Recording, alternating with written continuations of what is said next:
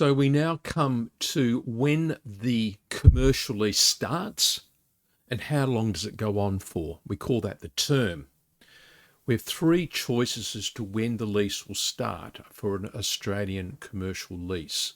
My name is Dr. Brett Davies, and the lease documents prepared by our commercial lawyers in tune with our superannuation lawyers, but they've asked me to speak on it. So the first opportunity is, well, we'll just have the start date when the landlord and tenant signs it. So it's just left blank. And if the document's signed the 13th of June, that's the time that the lease starts and the tenant can move in. Or we might see when the tenant moves into the premises. I'm not enamored with that because I don't like giving the tenants many rights. Remember, we act for the landlord. The landlord prepares the lease. Sure, the tenant may pay for it, but the landlord prepares the lease, and this is what's giving us the protection. Pretty much the only protection the landlord's got is this commercial lease agreement. There's so many rules to protect the tenant in every state of Australia. This is your way of reclaiming the night. So you could start when the tenant moves in or on a selected date. So you might have decided to put in a certain date and you'd do so there. Now, the next question is, well, you've got the start date, but when's this thing going to end? Well, one method is to say, well, look, we're not that fussed about it. Either party can just terminate, end it on 28 days' notice. Now, you'd think that doesn't give much security for the tenant, but the tenant may not care too much. They may have not spent much on a fit out, or there's no site goodwill. It's not like it's a corner delicatessen that people have come to for many years. So that either can pick up their marbles and go home, or you might well have the lease, and this is most common, say you want the lease for, say, 5 years, that's 60 months. So you just type in 60. So now you've got a 5-year lease. It works on months, so you can work out how many months are there.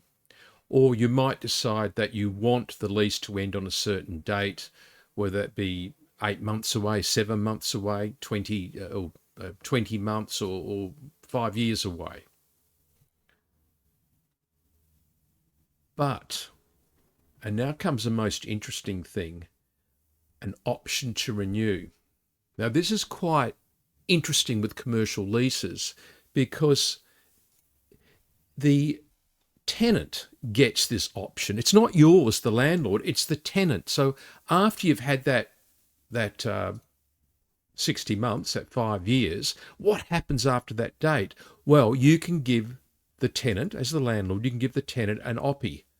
An oppie. So I'm going to use a bit of the slang used by real estate agents and what have you. You give the tenant an oppie for a 5 + 5 + 5. Oh my goodness, what's all that about? You bought this little property and now getting all these new words. An option agreement. 60 months, that's the 5 years. Plus we're going to give an option for 5 years. And we're going to give one option. So that's now a 10-year lease. We have 5 years with an option exercisable only by the tenant. Now, the tenant has to exercise that option. If they don't, well, the lease finishes after 60 months, after 5 years. But if you've given them a 5-year option, the lease can now go for 5 years, and then the tenant can exercise the option for a further 5 years. And in this example, it's a 10-year lease. Or it might be that the tenant has spent a lot of money and time on a fit out, or the tenant has got a lot of site goodwill. So it might be a special food place where people know they can go there and get a certain type of food. So it's not like an accountant's or a law firm's premises where it doesn't really matter where the commercial lawyer or accountant lives. They can move from office to office. So that's called site goodwill. And if it's got a lot of site goodwill, then the tenant will want to have probably a 5 + 5 + 5. I don't see many that go on for 4 times 5, well, it's 20, that's 25 years.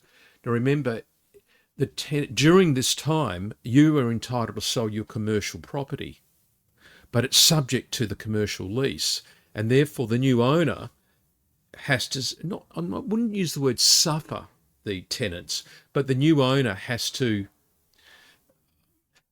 be subject to the tenancy, and that might have high value. So that is the start date, the end date, and any options you want to renew. Telephone the law firm if you need a hand.